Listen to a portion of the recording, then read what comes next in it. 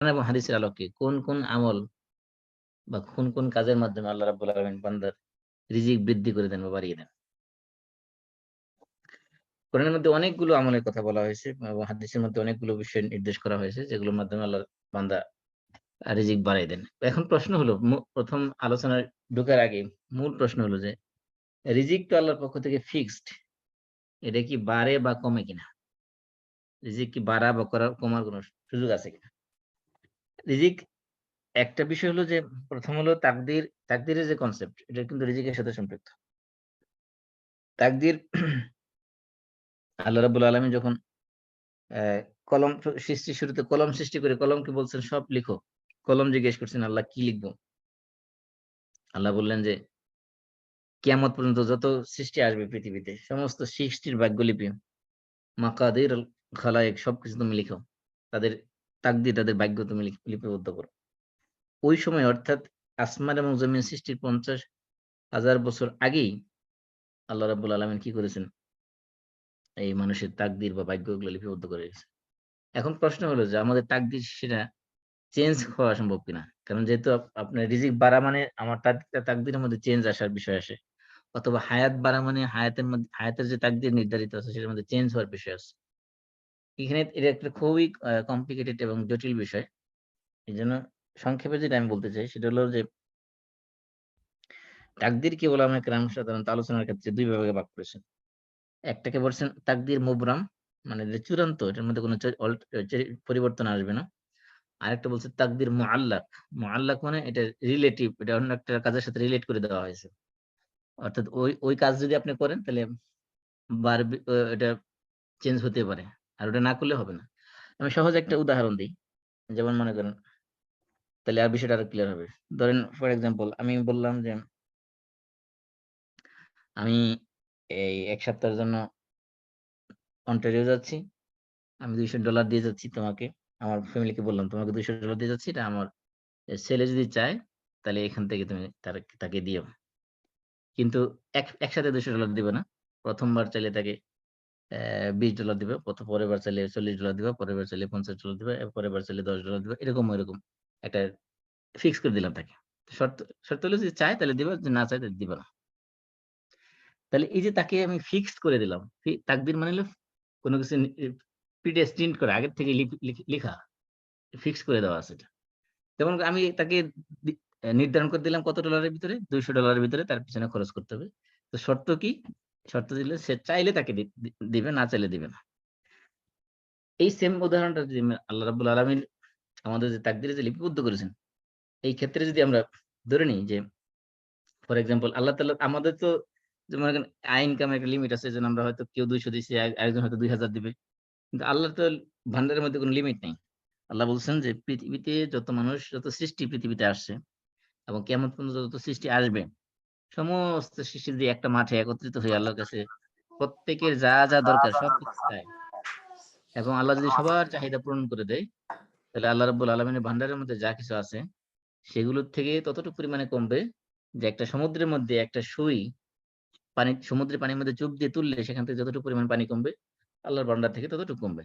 তার মানে বোঝা গেছে যে আল্লাহর ভান্ডারে কোনো অভাব নাই। আল্লাহর কাছে চাইলে আল্লাহ দিবেন। সেটা কতটুকু পরিমাণ দিবেন, এটা আল্লাহর যেরকম ভান্ডার আছে সেই ভান্ডার থেকে তিনি সেই পরিমাণে দিবেন। এজন্য ১ম কথা হলো রিজিক বাড়ে এবং রিজিক কমে। রিজিক বাড়ে কি দ্বারা? আহলে সুন্নাহ ওয়াল জামাতের আকীদা হলো, বিশ্বাস হলো যে রিজক ইয়াজিদু বিত-তাআ ওয়া ইয়ানকুসু বিল মাসিয়াহ। আল্লাহ রাব্বুল আলামিনের নেক কাজ, আল্লাহ রাব্বুল আলামিনের আনুগত্যের কাজ যেগুলো, আল্লাহর ওবিডিয়েন্স এর মাধ্যমে রিজিক বাড়ে এবং আল্লাহর ডিসওবিডিয়েন্স এর মাধ্যমে রিজিক কমে। এবং বাড়া এবং কমা এটার ভিতরে কিন্তু ২ টা জিনিস। একটা বাড়া মানে একটা জিনিস হলো যে ফিজিক্যাল এটা ইনক্রিজ হওয়া। আরেকটা জিনিস হলো যে এর ভিতরে বরকত বৃদ্ধি পাওয়া। মনে করেন ফর এক্সাম্পল আ আপনি একদিনে $১০০ কামাই করলেন। আপনার সাথে কলিগ সেও $১০০ কামাই করল। আপনি এই $১০০ দিয়ে অনেক কাজ করেছেন। করার পরে দেখা গেছে এখন আপনার কাছে আরো $20 সেভ রয়েছে। আর আপনার কলিগ সে কি করলো? $১০০ নিয়ে ওইদিনে অ্যা মদ খেয়ে শেষ করে ফেলল। তাহলে এই যে দেখেন, তার কাছে আপনার এই $১০০ যে আপনার অনেক কাজে লাগছে। তারপরে সবকিছুর চাহিদা পূরণ করার পরেও আপনার কাছে আরো সেভিংস রয়ে গেছে। তার মানে এই $১০০ ভিতরে আল্লাহ তাআলা আপনাকে বরকত দিয়ে দিছে। আরেকজন দেখা গেল যে সেই $১০০ সে এমন একটা কাজে খরচ করে ফেলছে যেটা তার কোনো বেনিফিটই আসেনি, অথবা আমরা কিন্তু রাস্তায় নিয়ে এসে হারাই ফেলছি। যে বরকতের কনসেপ্টটা যেটা আল্লাহ রাব্বুল আলামিন সম্পদের মধ্যে বরকত দেন, বারাকা দেন। এই বারাকার বৃদ্ধির আরেকটা মিনিং হলো যে বারাকা দেওয়া, তার মানে বরকত দেওয়া এটার মধ্যে। অনেক সময় দেখা যায় যে দেখবেন যে ধরেন মানুষ খুবই অল্প বেতনে চাকরি করতেছে। ধরেন ফর এক্সাম্পল বাংলাদেশের যে মসজিদের ইমামগুলো আছে, অধিকাংশ মসজিদের ইমামের বেতন শহর এলাকায় ১০,০০০ এর উপরে না। ১০ থেকে ১৫,০০০ মেক্সিমাম। তাহলে তাদের এই যে ওই যে উচ্চ মূল্যের বাজারে তাদের সংসার কেমনে চলে? কেমনে তাদের বাসা ভাড়া হয়? কেমনে তাদের খাবার-দাবার হয়? কেমনে চলে সংসার? আমি একটা জাস্ট উদাহরণ দিলাম। এজন্য বরকতের একটা কনসেপ্ট আছে ইসলামে। বরকত বৃদ্ধি পাওয়া মানে হলো এখানে বরকত দিয়ে দেন আল্লাহ তাআলা সম্পদের মধ্যে। দেখা যায় অল্প জিনিস দিয়ে তার অনেক কিছু চলে যাচ্ছে। এজন্য মূল কথা হলো যে আল্লাহ তাআলা আনুগত্যে রিজিক বাড়ে, হায়াতও বাড়তে পারে। আল্লাহ রাসূল বলছেন, "আত-তাকদীরু লা ইয়ারুদ্দু ইল্লা বিদ-দুআ।" যে দোয়া ছাড়া অন্য কোন মাধ্যমে তাকদীর চেঞ্জ হয় না, পরিবর্তন হয় না। এজন্য তাকদীর মুআল্লাক যেটা অন্য কাজের সাথে রিলেট করে দেওয়া হয়েছে, সেটা চেঞ্জ হয়। আর যেগুলো ফিক্স করা আছে, যেমন মনে করেন যে আল্লাহ তাআলা আপনার মৃত্যু কখন হবে, কোথায় হবে, হ্যাঁ? আপনার আপনি রিজিক কি খাবেন না খাবেন, সবকিছু আল্লাহ তাআলা নির্ধারণ করে রাখছেন আগের থেকেই। সেজন্য কিছু আছে যে আনচেঞ্জেবল, কিছু আছে চেঞ্জেবল। চেঞ্জেবল গুলো কিছু আপনার আমল আল্লাহ তাআলা কন্ডিশনাল দিয়ে দিয়েছেন যে এই কাজ করলে আপনার এটা বৃদ্ধি পাবে। আবার এই কাজ করলে আপনার এটা কমে যাবে। এরকম কাজের সাথে রিলেট করে দিয়েছেন। যেমন কি কাজের মাধ্যমে আল্লাহ তাআলা এমন কি নেক কাজ আছে যেগুলোর মাধ্যমে রিজিক বৃদ্ধি পেতে পারে? ১ নাম্বার হলো, ১ম হলো তাকওয়া। তাকওয়ার একাধিকবার আমরা আলোচনা করেছি। তাকওয়া মানে শুধুমাত্র ভয় না। তাকওয়া হলো আল্লাহর শাস্তি থেকে, আল্লাহর আযাব থেকে ভয় করে নিজেকে আল্লাহর আদেশগুলোকে পালন করা এবং আল্লাহর নিষেধগুলো থেকে বিরত থাকা। এটার নাম হলো তাকওয়া। তাকওয়া মানে আল্লাহর আযাব, জাহান্নামের আযাব এবং আল্লাহকে ভয় করার জন্য আল্লাহর আদেশগুলোকে পালন করা ও নিষেধগুলো থেকে বিরত থাকা। এটা হলো তাকওয়া। তাকওয়া অর্জন যে করবে আল্লাহ রাব্বুল আলামিন সূরা তালাকের আ ২ নম্বর আয়াতে আল্লাহ বলছেন, "ওয়া মান ইয়াত্তাকিল্লাহা ইয়াজআল লাহু মাখরাজা ওয়া ইয়ারযুকহু মিন হাইসু লা ইয়াহতাসিব।" যে ব্যক্তি তাকওয়া অবলম্বন করবে, আল্লাহ তার জন্য একটা পথ খুলে দিবেন। অর্থাৎ কি? সে যখন বিপদ-আপদে পড়বে, এই বিপদ-আপদ থেকে উদ্ধারের জন্য তার একটা পথ আল্লাহ খুলে দিবেন। এবং কি করবেন? ওয়ারযুকহু মিন হাইসু লা ইয়াহতাসিব, এবং তাকে এমন সোর্স থেকে, এমন উৎস থেকে তাকে রিজিক দিবেন যেটা কল্পনাতীত, সেটা সে কখনো চিন্তাও করে নাই। মানে ধারণাতীত উৎস থেকে, সোর্স থেকে আল্লাহ রাব্বুল আলামিন তাকে রিজিক দান করবেন। এমনকি আল্লাহ রাব্বুল আলামিন সূরা আরাফের ৯৬ নম্বর আয়াতে আল্লাহ বলছেন, ক্লাস মিস করে লাইছি।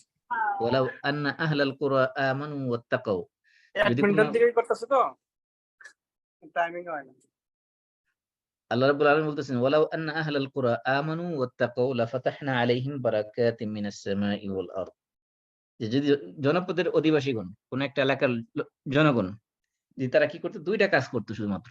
কি? ১ নম্বর কাজ হলো আমানু, তারা যে ঈমান আনতো, ওয়াত্তাকাও এবং তাকওয়া অবলম্বন করত। এই ২ টা কাজ যদি তারা করত, তাহলে আল্লাহ কি করতেন? আল্লাহ বলছেন, লাফাতাহনা আলাইহিম বারাকাতিম মিনাস সামাই ওয়াল আরদ।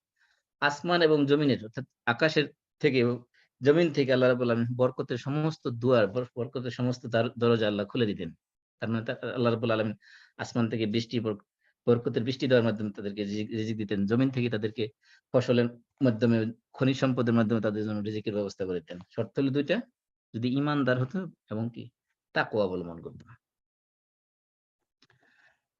এজন্য ১ম যে আমলের মাধ্যমে আল্লাহ তাআলা রিজিক বাড়িয়ে দেন, সেটা হলো তাকওয়া। ২ নম্বর হলো ইস্তেগফার। ইস্তেগফার মানে আল্লাহর কাছে ক্ষমা প্রার্থনা করা। যেমন আমরা বলি না, আস্তাগফিরুল্লাহ, আস্তাগফিরুল্লাহ। আমরা যদিও আস্তাগফিরুল্লাহ অনেক কিছু বাংলাদেশে বানায় নিয়েছি, আস্তাগফিরুল্লাহ রাব্বি মিন কুল্লি যামবি ওয়া আতুবু ইলাইহি ওয়া লা হাওলা ওয়া লা কুওয়াতা ইল্লা বিল্লাহিল আলিয়্যিল আযীম। এটা বাংলাদেশের সব মানুষ মুখস্থ জানে। কিন্তু এটা কিন্তু এই ধরনের কোন ইস্তেগফার কোন হাদিসের মধ্যে নেই। ইস্তেগফারের অনেকগুলো আলফাজ আছে। সেদিকে আমরা পরে যাচ্ছি না। আমি যে সংক্ষেপে বলতেছি, আমরা যদি স আ আস্তা ইস্তেগফার নাও জানি, কমপক্ষে সংক্ষেপে এতটুকু পড়তে পারি, আস্তাগফিরুল্লাহ, আস্তাগফিরুল্লাহ, আস্তাগফিরুল্লাহ। এই আস্তাগফিরুল্লাহ এতটুকু বললে যথেষ্ট। আল্লাহর আল্লাহ রাব্বুল আলামিন কোরআনের মধ্যে বলেছে, সূরা নূহের ১০ থেকে ১২ নম্বর আয়াতে ইস্তেগফারের ফজিলত সম্পর্কে আল্লাহ তাআলা বিস্তারিত আলোচনা করেছেন। নূহ আলাইহিস সালাম যখন ওনার জাতিকে দ্বীনের দিকে দাওয়াত দিচ্ছিলেন, তখন তিনি তাদেরকে বলছেন, ফাকুল তাস্তাগফিরু রাব্বাকুম। নূহ আলাইহিস সালাম বললেন যে তোমরা তোমার রবের কাছে ইস্তেগফার করো। কারণ কি? ইন্নাহু কানা গাফফারা। তিনি অধিক পরিমাণে ক্ষমাশীল। তাহলে কি করবেন ইস্তেগফার করলে? নূহ আলাইহিস সালাম ইস্তেগফারের ফজিলত বর্ণনা করতেছেন। বলছেন, ইউরসিলিস সামাআ আলাইকুম মিদরারা। ১ম তিনি তোমাদেরকে প্রচুর পরিমাণে তোমাদের বৃষ্টি দিবেন। বৃষ্টি মানে আযাবের বৃষ্টি না, রহমতের বৃষ্টি, বরকতের বৃষ্টি দিবেন। আর কি করবেন? ওয়ায়ুমদিদকুম বিআমওয়ালি ওয়া বানিন। তিনি তোমাদের ধন সম্পদ, সন্তান-সন্ততি বাড়ায় দিবেন ইস্তেগফার করলে। ৩ নম্বর কি করবেন? ওয়ায়াজআল লাকুম জান্নাতিন ওয়া ইয়াজআল লাকুম আনহারা। তোমাদের জন্য বাগিচা, বাগান বানায় দিবেন। মানে কি? ফস ফস ফল ফল ফল ফসলে বৃদ্ধি করে দিবেন। ওয়ায়াজআল লাকুম আনহারা এবং তোমাদের জন্য নদী-নালা প্রবাহিত করে দিবেন। পানির পানি যাতে সেচ দিতে পারে সেই ব্যবস্থা করে দিবেন।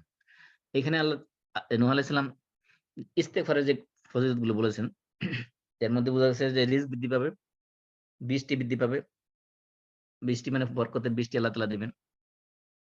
এমনকি আল্লাহ রাসূল হাদিসে বলছেন যে, মান লাজিমাল ইস্তিগফার, যে ব্যক্তি সবসময় ইস্তেগফার করবে, জাআলাল্লাহু ফি কুল্লি হাম্মিন ফারাজা, তার সমস্ত দুশ্চিন্তা থেকে আল্লাহ তাআলা তাকে উদ্ধার করবেন। অমিন কুল অমিন কুল্লি দিকিন মাখরাজা, এবং সমস্ত বিপদ-আপদ থেকে তাকে উদ্ধার করবেন। দুশ্চিন্তায় পড়লে দুশ্চিন্তা দূর করে দিবেন। কোন জটিল সমস্যার ভিতরে পড়লে তার সেখান থেকে উদ্ধারের পথ বের করে দিবেন। ৩ নম্বর কি? ওয়া রাযাকাহু মিন হাইসু লা ইয়াহতাসিব, এবং তাকে এমন জায়গা থেকে রিজিক দিবেন যেটা সে কল্পনা করে নাই। এক লোক ইমাম হাসান আল বসরি, হাসান আল বসরির কাছে আসলেন। এসে বললেন যে বৃষ্টির জন্য, অনাবৃষ্টির অভিযোগ করলেন। বললেন যে আমাদের এলাকায় বৃষ্টি হচ্ছে না, পশু-পাখি, মানুষজন পানির অভাবে কষ্ট পাচ্ছেন। তখন তিনি বললেন যে, ঠিক আছে, তোমরা একটা আমল শিখিয়ে দিলেন যে আল্লাহর কাছে বেশি, বেশি ইস্তেগফার করো। আরেক লোক আসছে, আইসা অভিযোগ করলো, শিকায়াত করলো যে তার অভাব-অনটন আছে অনেক। সে দারিদ্রতার মধ্যে আছে। তখন হাসান আল বসরি তাকে বললেন যে, তুমি ইস্তেগফার করো বেশি, বেশি। তৃতীয় আরেকজন আসলেন, আইসা বললেন যে, শেখ আমার জন্য একটু দোয়া করেন যে আল্লাহ যেন আমার সন্তান দেন। তিনি বললেন যে, তুমি আস্তাগফিরুল্লাহ পড়ো বেশি, বেশি করে। তখন হাসান আল বসরির পাশে উনার যে শাগরেদ যারা ছিল, তারা বলতেছে, এটা কি অবস্থা? একেক মানুষ একেক বিষয় নিয়ে আসতেছে। ওই আমাদের যে দেশে কিছু গ্রাম্য ডাক্তার আছে না, যে যেই রোগ নিয়ে যাবেন আপনি প্যারাসিটামল দিয়ে দিব একটা, যে খান এটা। অথবা আপনি হোমিও ডাক্তারের কাছে গেলে দেখবেন যে কমন কিছু ওষুধ আছে।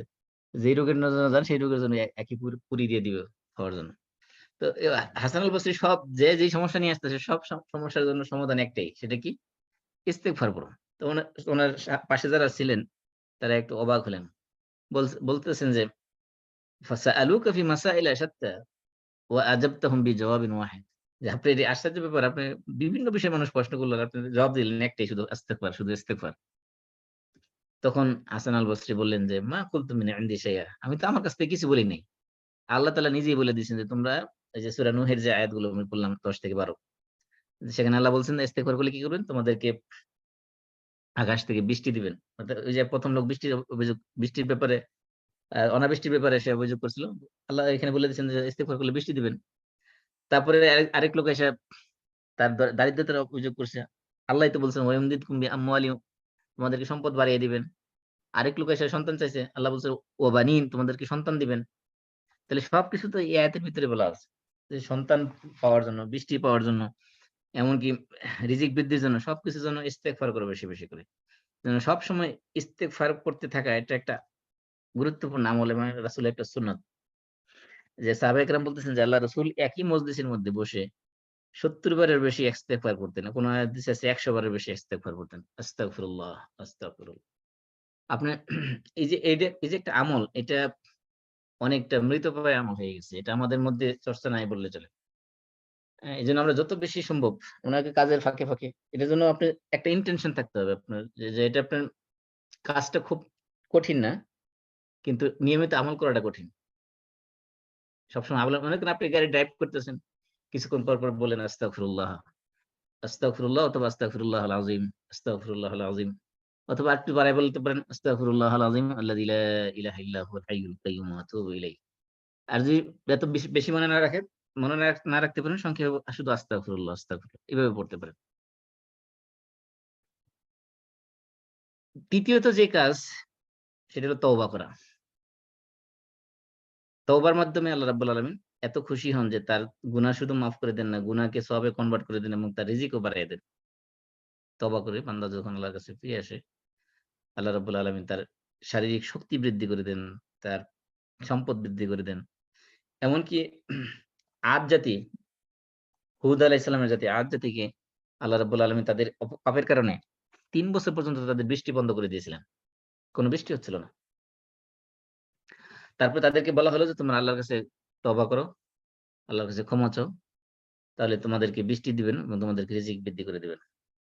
আল্লাহ রাব্বুল আলামিন কোরআনে বলতেছেন, "ওয়া আনিস্তাগফিরু রাব্বাকুম সুম্মা তুবু ইলাইহি ইউমাত্তি'উকুম মাতাআন হাসানা ইলা আজালিন মুসাম্মা ওয়া ইউ'তি কুল্লা যি ফাদলিন ফাদলাহ ওয়া ইন তাওয়াল্লাউ ফাইন্নী আখাফু আলাইকুম আযাবা ইয়াউমিন কাবীর।"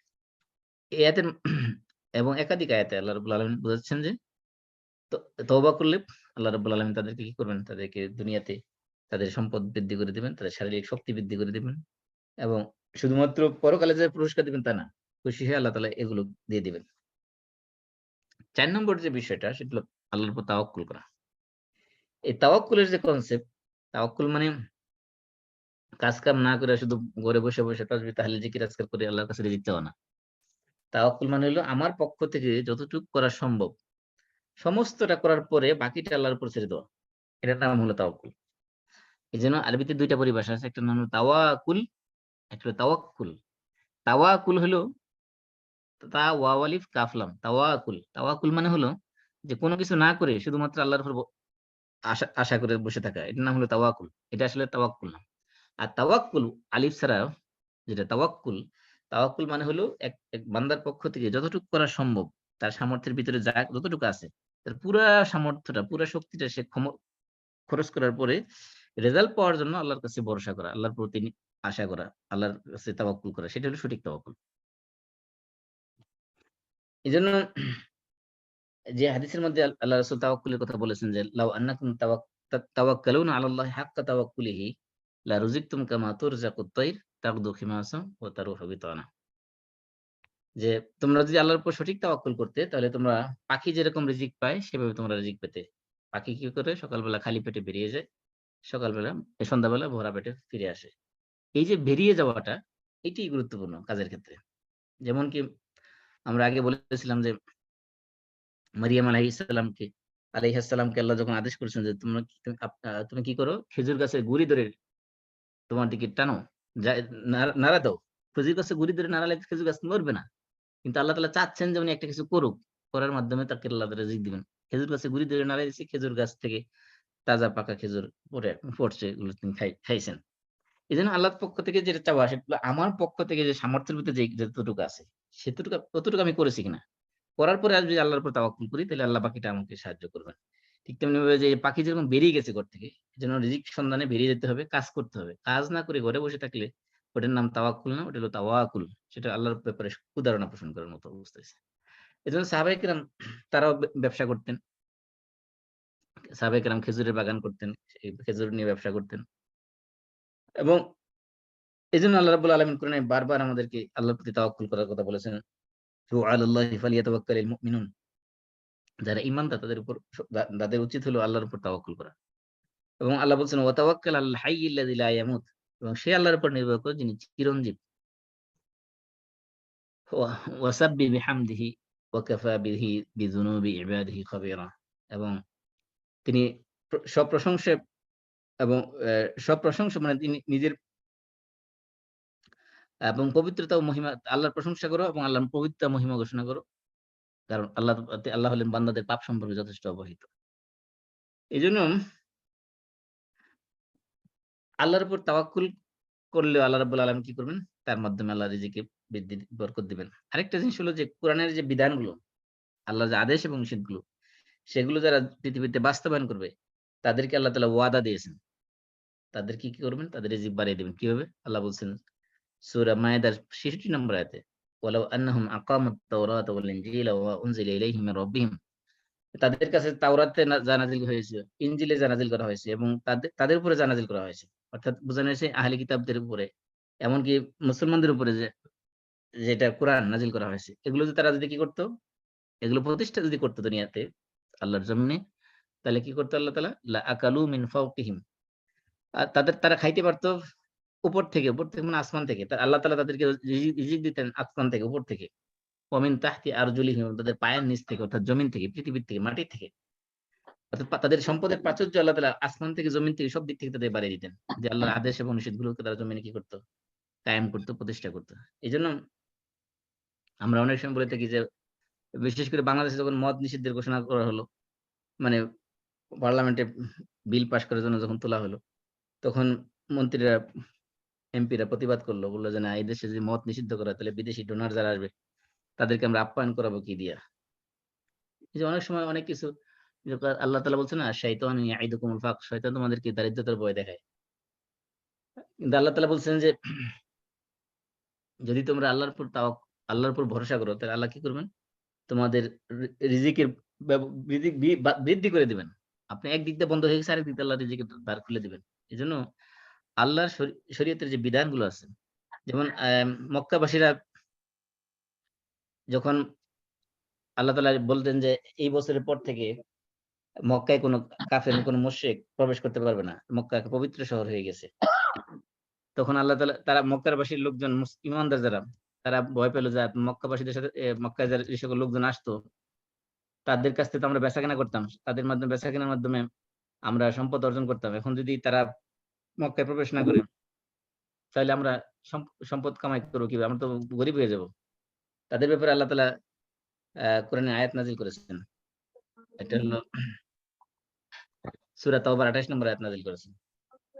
আল্লাহ বলছেন যে, ইয়া আইয়ুহাল্লাযীনা আমানু ইন্নামাল মুশরিকুনা নাজাস, যে ঈমানদাররা, মুশরিকরা হলো নাপাক। ফালা ইয়াকরাবু মাসজিদাল হারাম বা'দা আমিন হাযা, এই বছরের পরে আর তারা কি করবে? মসজিদে হারামে নিকটবর্তী হতে পারবে না। এরপর আল্লাহ বলছেন, ওয়া ইন খিফতুম আইলাতান, তোমরা যদি দারিদ্রতার ভয় করো, দরিদ্র হওয়ার ভয় করো, ফাসাওফা ইউগনিকুমুল্লাহু মিন ফাদলি, আল্লাহ নিজ অনুগ্রহে তোমাদেরকে ধনী বানায় দিবেন। ইনশাআ, আল্লাহ যদি চান। এজন্য অনেক সময় আমরা অনেক কিছুতে দরিদ্রতার ভয় করি, মানে দারিদ্র হওয়ার ভয় পাই। কিন্তু আল্লাহ তাআলা ওয়াদা করেছেন, যদি তোমরা আল্লাহর দ্বীনকে প্রতিষ্ঠা করো, আল্লাহর আদেশ নিষেধগুলো মেনে চলো, তাহলে আল্লাহ নিজে কি করবেন?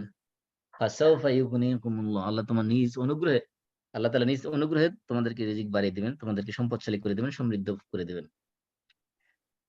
আরেকটা যে কাজের মাধ্যমে আল্লাহ তাআলা রিজিক বলেছেন, সেটা হলো ইবাদতে মনোনিবেশ করা।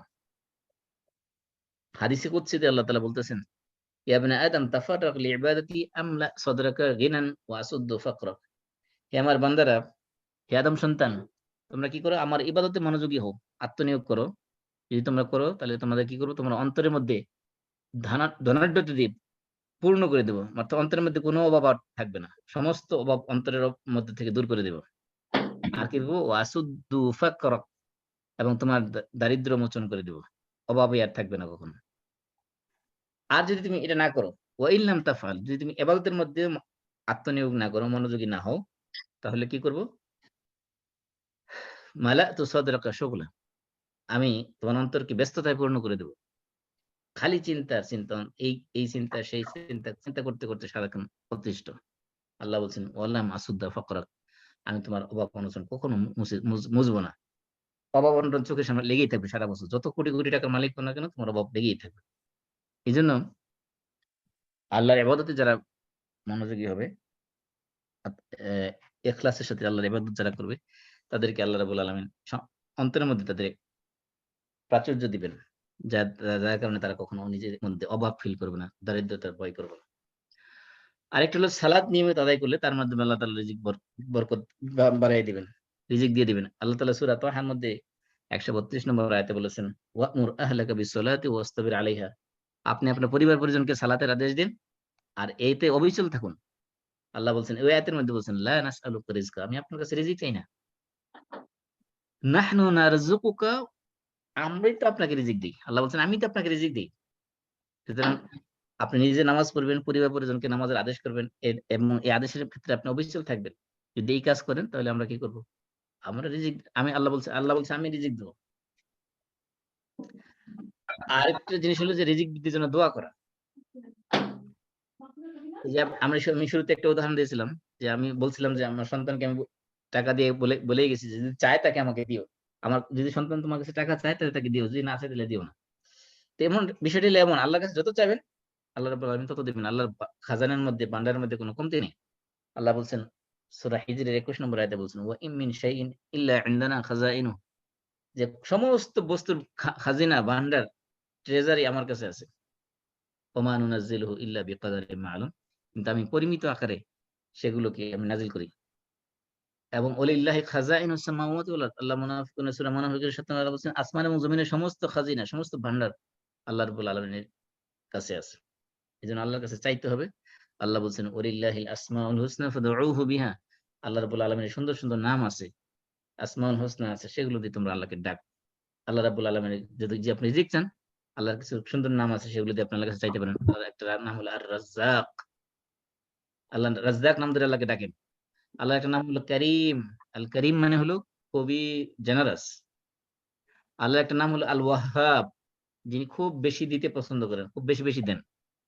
আল্লাহর একটা নাম হলো আল ফাত্তাহ, যিনি মানুষের রিজিকের দুয়ার উন্মুক্ত করে দেন, খুলে দেন। আল্লাহর একটা নাম হলো আল গানি, যিনি মানে সবসময় অমুখাপেক্ষী, যিনি কারোর দিকে মুহতাজ নন। তিনি এজন্য আল্লাহর রাজ্জাক নাম দিয়ে, করিম নাম দিয়ে, ওয়াহাব নাম দিয়ে, ফাত্তাহ নাম দিয়ে, গনি নাম দিয়ে, এগুলো দিয়ে আল্লাহর কাছে দোয়া করবেন। আল্লাহ রাব্বুল আলামিন দোয়ার মাধ্যমে রিজিক বাড়িয়ে দিবেন ইনশাআল্লাহ।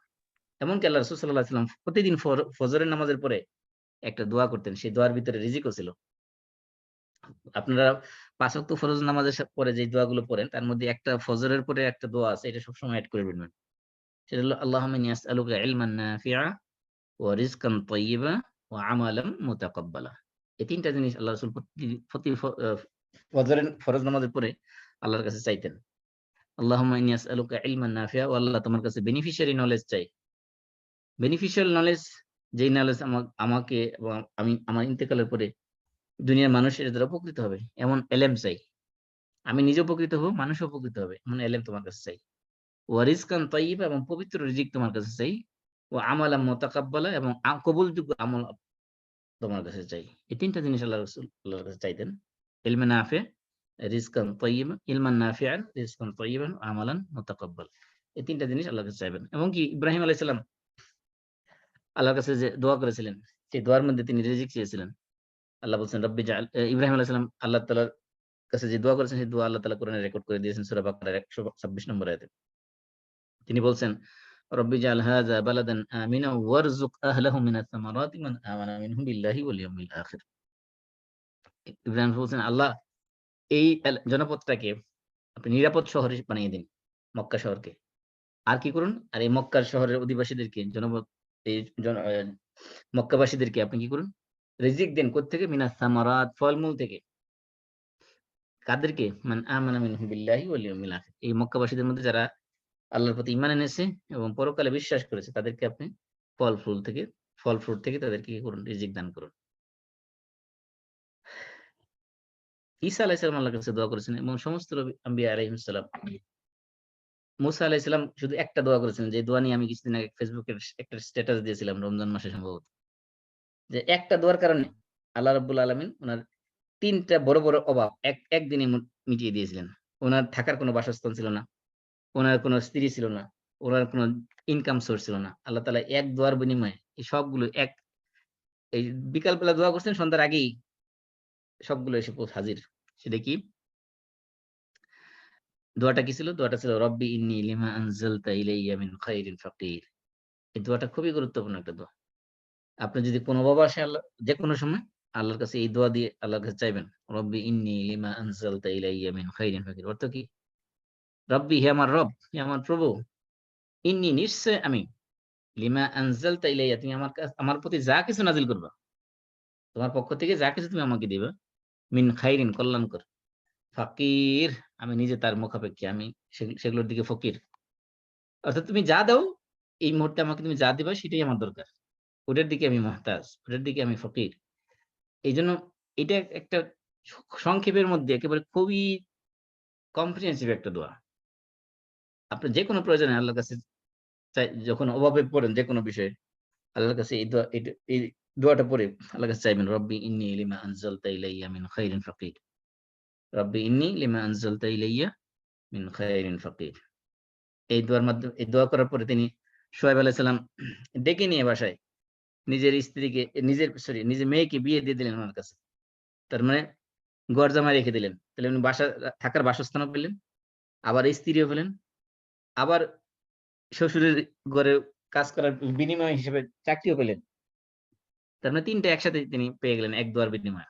এজন্য দোয়া করার মাধ্যমে আল্লাহ রাব্বুল আলামিন রিজিক বৃদ্ধি করে দেন। আরেকটা হলো যে যাকাত আদায় করলে, যাকাতের মাধ্যমে যেমন সম্পদ পবিত্র হয়, ঠিক তেমনিভাবে সম্পদ আল্লাহ বৃদ্ধিও করে দেন। আল্লাহ রাব্বুল আলামিন সূরা রুমের ৩৯ নম্বর আয়াতে বলছেন, ওমা উতিতুম মিন যাকাতিন তুরিদুনা ওয়াজহাল্লাহ। আল্লাহ সন্তুষ্টি লাভের উদ্দেশ্যে যে যাকাত তোমরা দিয়ে থাকো, আল্লাহ বলছেন ফাউলাইকা হুমুল মুদঈফুন। সেই যাকাত বৃদ্ধি পাবে এবং যারা এই যাকাত আদায় করবে তাদের বহুগুণ সম্পদ আল্লাহ তাআলা বাড়িয়ে দিবেন। মুদঈফুন তারাই হলো বহুগুণ সম্পদ প্রাপ্ত, তারাই হলো সমৃদ্ধশালী। তাহলে যাকাত যদি কেউ একেবারে পুঙ্খানুপুঙ্খভাবে হিসাব করে কড়ায় গন্ডায় সঠিকভাবে যাকাতের হকদারকে আদায় করে দেয়, ডেফিনিটলি আল্লাহ রাব্বুল আলামিন তার সম্পদের মধ্যে বৃদ্ধি করে দিবেন। আপনি যদি আল্লাহর কথার প্রতি বিশ্বাস থাকে, আপনি ১ বছর যাকাত আদায় করার পরে এই বছর যে ট্যাক্স ফাইল করছেন, পরবর্তী বছরে ট্যাক্স ফাইল গুনে দেখবেন। আমি বলতেছি যে ব্যক্তি ১ বছর মনে করেন যাকাত আদায় করে নাই, আরেক ব্যক্তি আদায় করছে। যে আদায় করে নাই সে গত বছর যে টাকা ইনকাম করেছিল, এই বছর টাকা যাকাত আদায় করার পরে সে ক্যালকুলেশন করে দেখবে যে পরবর্তী বছর তার ইনকাম বেড়ে গেছে। কেমনে বাড়ছে সেটা আল্লাহ রাব্বুল আলামিন জানেন। আল্লাহ বাড়াই দিবেন। কোন সোর্স থেকে বাড়াই দিবেন আপনি নিজেও জানেন। এজন্য যাকাত আদায়ের মাধ্যমে সম্পদ কমে না। আল্লাহ রাসূল বলছেন যে মা নাকাসাত সাদাকাতুম মিন মালিক, যে সদকার মাধ্যমে কখনো সম্পদ কমে না। সদকার মাধ্যমে বরং সম্পদ আল্লাহ তাআলা বাড়িয়ে দেন। আরেকটা কাজের মাধ্যমে সম্পদ বৃদ্ধি পায়, সেটা আল্লাহ রাসূল বলছেন হাদিসের মধ্যে যে তাবিউ বাইনাল হাজ্জি ওয়াল উমরাহ। তোমরা হজ এবং উমরা কন্টিনিউশন করো, ধারাবাহিকভাবে করো, একটার পর একটা করতেই থাকো। হজ করেছেন আবার উমরা করেন, উমরা করেছেন আবার হজ করেন, আবার উমরা করেন, হজ উমরা দুইটা কন্টিনিউ চালাতেই থাকো। কারণ কি? আল্লাহ রাসূল বলছেন যে ফাইন্নাহুমা ইয়ানফিআনিল ফাকরা ওয়াজ যুনুবা কামা ইয়ানফি কিরু খাবাসাল হাদিদি ওয়াজ যাহাবি ওয়াল ফিদ্দা। যে হজ এবং উমরা এই দুইটা করার ফজিলত হলো, দুনিয়াবি পার্থিব ফজিলত হলো, পরকালে তো সব পাবেনই। ফজিলত হলো যে এর মাধ্যমে দারিদ্রতা দূর হবে। দারিদ্র দূর হবে, আর কি হবে? গুনাহ মোচন করে দেওয়া হবে। আল্লাহ রাসূল বলছেন যে কামারের হাপড় যেরকম লোহার জং দূর করে দেয় এবং স্বর্ণকারের যে আগুন জ্বালায় যেটাতে স্বর্ণ গরম করে, সেটার মাধ্যমে যেরকম স্বর্ণ এবং রূপার খাদ বা ময়লা আবর্জনা দূর করে দেয়, এরকম ভাবে হজ এবং উমরা মানুষের গুনাহসমূহ দূর করে এবং মানুষের জন্য দারিদ্রতা দূর করে দেয়। এটা আরেকটা কাজ যার মাধ্যমে আমরা অনেক মনে করি এই হজ করলে এত টাকা লাগবে। একবার রমজানে একটা উমরা করতে গেলে চলে যাবে $1000-2000। কি দরকার? এই $2000 সেভ করি বা $1000 সেভ করি। আপনি দেখবেন যে উমরা করে আসছেন, আল্লাহ অন্য সোর্স থেকে আপনার রিজিকে ইনকাম বাড়িয়ে দিবেন। আল্লাহ রাসূল বলছেন যে তোমরা হজ এবং উমরা বেশি, বেশি করলে আল্লাহ তার মাধ্যমে তোমার দারিদ্রতা দূর করে দিবেন, অভাব আরো দূর করে দিবেন। অভাব বাড়বে না কখনো। আরেকটা কথা আল্লাহ বলেছেন, প্রতিশ্রুতি দিয়েছেন যে কাজের মাধ্যমে আল্লাহ রিজিক বাড়িয়ে দিবেন, সেটা হলো সূরা ইব্রাহিমের ৭ নম্বর আয়াতে আল্লাহ বলছেন ওয়া ইয তাআযানা রাব্বুকুম লা ইন শাকারতুম লা আযীদান্নাকুম ওয়া লা ইন কাফারতুম ইন্না আযাবি লাশাদীদ। যে আল্লাহ যে নিয়ামত দিয়েছেন দুনিয়াতে, যে রিজিক দিয়েছেন, এগুলো যদি শুকরিয়া আদায় করি আল্লাহর। শুকরিয়া আদায় বিভিন্নভাবে হতে পারে। সেগুলোকে যথাযথভাবে ব্যবহার করার মাধ্যমে, সেগুলো থেকে দান সদকা করার মাধ্যমে। আল্লাহ বলছেন যদি তোমরা এগুলো শুকরিয়া আদায় করো আমার, তাহলে আমি কি করব? ওগুলো বাড়াই দিব। আর যদি শুকরিয়া আদায় না করো, শুক যদি তোমার কৃতজ্ঞ হও বা নাশুকরি করো, তাহলে কি করবো? জেনে রাখো ইন্না আযাবি লাশাদীদ, আমার আযাব অত্যন্ত কঠোর। আযাব, এটা দুনিয়ার আযাব হতে পারে, আখিরাতের আযাব হতে পারে। দুনিয়ার আযাব কিভাবে হবে? তার সম্পদগুলোকে আল্লাহ ধ্বংস করে দিবে।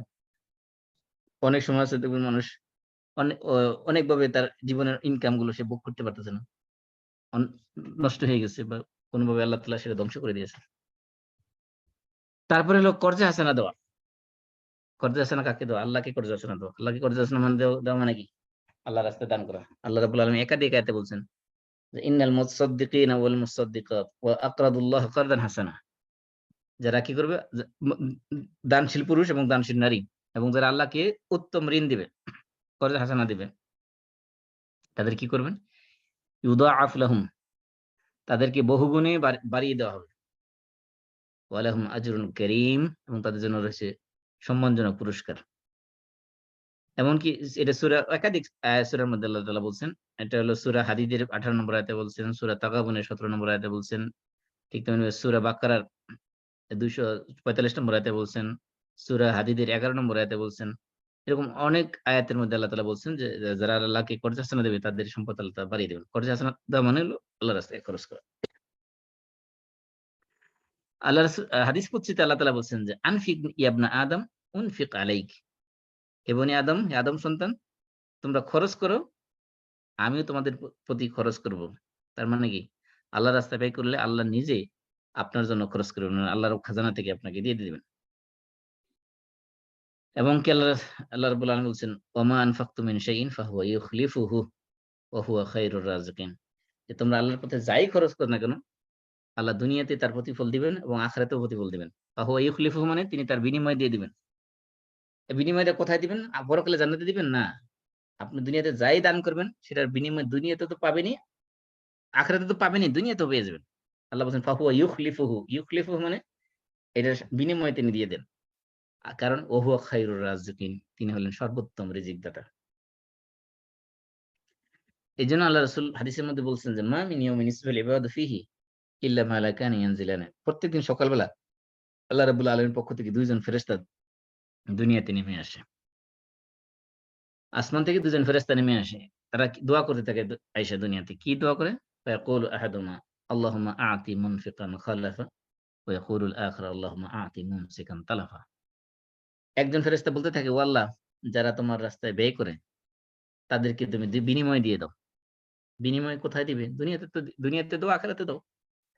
আরেক ফেরেশতা বলতে থাকে, আল্লাহুম্মা আ'তি মুমসিকান তালাফা। ও আল্লাহ, যারা তোমার রাস্তায় ব্যয় না করে সম্পদকে ধরে রাখছে, জমায় রাখছে, তাদের সম্পদগুলো তুমি ধ্বংস করে দাও। এই কৃপণ যারা, কৃপণদের সম্পদ তুমি ধ্বংস করে দাও। এজন্য আল্লাহর রাস্তায় দান করলে আল্লাহ তাআলা কি পরিমাণ বাড়ায় দিবেন সেটা আল্লাহ তাআলা একটা উদাহরণ দিয়ে বুঝিয়েছেন সূরা বাকারার মধ্যে। মাসালুল লাযিনা ইউনফিকুনা আমওয়ালাহুম ফি সাবিলিল্লাহি কামাসালি হাব্বা আনবাতাত সাবআ সানাবিল ফি কুল্লি সুম্বুলাতিন মিআতু হাব্বা ওয়াল্লাহু ইউদাইফু লিমান ইয়াশা ওয়াল্লাহু ওয়াসিউন আলিম। আল্লাহ বলছেন যে একটা শস্য দানার মতো উদাহরণ, যারা আল্লাহর রাস্তায় দান করবে তার দৃষ্টান্ত হলো একটা শস্য দানার মতো। এই একটা দানা থেকে কি করলো? ৭টা শীষ গজাইলো। তো প্রত্যেকটা শীষের মধ্যে ১০০ করে দানা আছে। তার মানে বোঝানো হচ্ছে যে একটা দানা থেকে যেরকম ৭০০ দানা উৎপন্ন হলো, ঠিক তেমনি আল্লাহর রাস্তায় যারা দান করবে আল্লাহ তাআলা ৭০০ গুণ দিয়ে শেষ করবেন না। আল্লাহ বলছেন, "ওয়াল্লাহু ইউদাইফু লিমান ইয়াশা।" আল্লাহ যাকে ইচ্ছা তার চেয়ে আরো বেশি গুণ বাড়ায় দিবেন। ৭০০ গুণের মধ্যে লিমিট না। তার মানে বোঝানো হচ্ছে আল্লাহর রাস্তায় আপনি দান করলে সর্বনিম্ন যে বেনিফিট এটা পাবেন ৭০০ গুণ। পৃথিবীর কোন ব্যাংক আপনাকে, কোন সুদী কারবারি আপনাকে ৭০০ গুণ পর্যন্ত প্রফিট দিবে?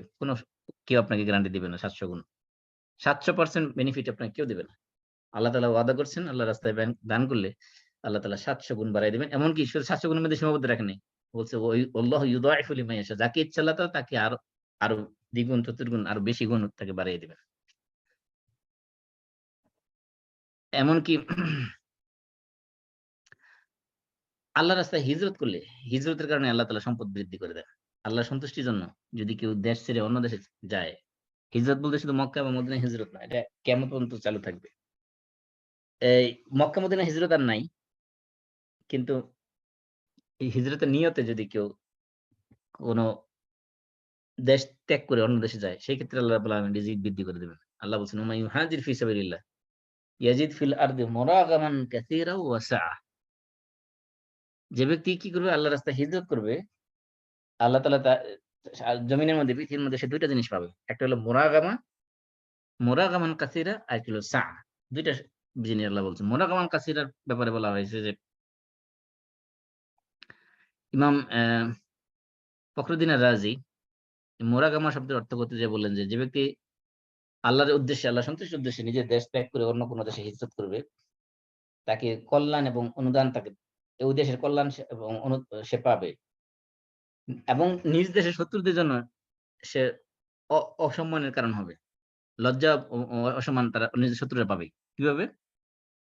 কারণ বলতেছে সে স্বদেশ ত্যাগ করার ফলে বিদেশে যখন সে আসবে, বিদেশে এসে যখন সে প্রতিষ্ঠিত হয়ে যাবে, তার আয় ইনকাম বেড়ে যাবে এবং এই সংবাদ যখন দেশের শত্রুদের কাছে পৌঁছবে, তখন তারা তাদের আগের কাজের দুর্ব্যবহারের কারণে তারা লজ্জিত হবে এবং নিজেদেরকে অপমানিত বোধ করবে।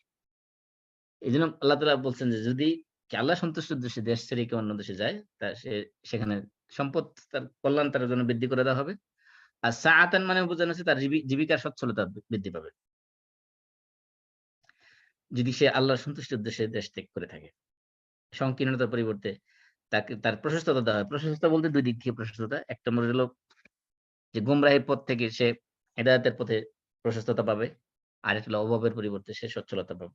এই ২ টা গ্যারান্টি আল্লাহ তাআলা দিয়েছেন যে নিজের দেশ ত্যাগ করে যে আল্লাহ সন্তুষ্টির উদ্দেশ্যে যদি নিজের দেশ ত্যাগ করে তাহলে সে ২ টা জিনিস পাবে। মুরাগামান কাসিরা ওয়া সাআ। আরেকটা জিনিস আল্লাহ রাসূল বলছেন যে বিবাহের মাধ্যমে রিজিক তালাশ করতে বলছেন। আল্লাহ তাআলা সূরা নূরের আমরা সূরা নূরের আলোচনার মধ্যে বলছিলাম। সূরা নূরের ৩২ নম্বর আয়াতে আল্লাহ তাআলা বলছেন, "ওয়া আনকিহুল আয়ামা মিনকুম ওয়াস-সালিহিনা মিন ইবাদিকুম ওয়া ইমাইকুম।" তোমাদের মধ্যে যারা অবিবাহিত নারী পুরুষ আছে তাদেরকে তোমরা বিয়ে দিয়ে দাও। আর যারা তোমাদের দাস-দাসী আছে তাদের মধ্যে যারা নেককার আছে, নেককার দাস-দাসী তাদেরকে তোমরা বিয়ে দিয়ে দাও। চাকর-চাকরানী যারা আছে তাদের মধ্যে বিয়ে দাও। কাজের লোক তাদেরকে বিয়ে দিয়ে দাও। এখন প্রশ্ন হতে পারে তারা তো টাকা পয়সা নাই। তারা বিয়ে দিলে সংসার চালাবে কিভাবে? আল্লাহ বলছেন, "ওয়া ইন ইয়াকুনু ফুকারাআ ইউগনিহিমুল্লাহু মিন ফাদলি।" যদি তারা অভাবী হয়, দরিদ্র হয়, তাহলে আল্লাহ তাআলা নিজ অনুগ্রহে তাদেরকে সম্পদশালী করে দিবেন। অভাবমুক্ত করে দিবেন। আল্লাহু ওয়াসিউন আলিম। আল্লাহ তাআলা হলেন প্রাচুর্যময় এবং সর্ববিষয়ে সম্যক অবগত। এখানে আল্লাহ তাআলা বিয়ে করার মাধ্যমে সম্পদ বৃদ্ধির একটা প্রতিশ্রুতি আল্লাহ দিয়েছেন। কারণ বিয়ে করলে আপনার কি হবে? অনেক মানুষের রিজিক এখানে একত্রিত হবে। আপনার স্ত্রীর রিজিক আসবে, আপনার সন্তানের রিজিক আসবে। আপনার একাধিক রিজিক এখানে একত্রিত হয়ে যাবে। এজন্য বিয়ের মাধ্যমে আল্লাহ রাব্বুল আলামিন সম্পদ বৃদ্ধি করে দেন। এই ব্যাপারে অনেক বক্তব্য আছে।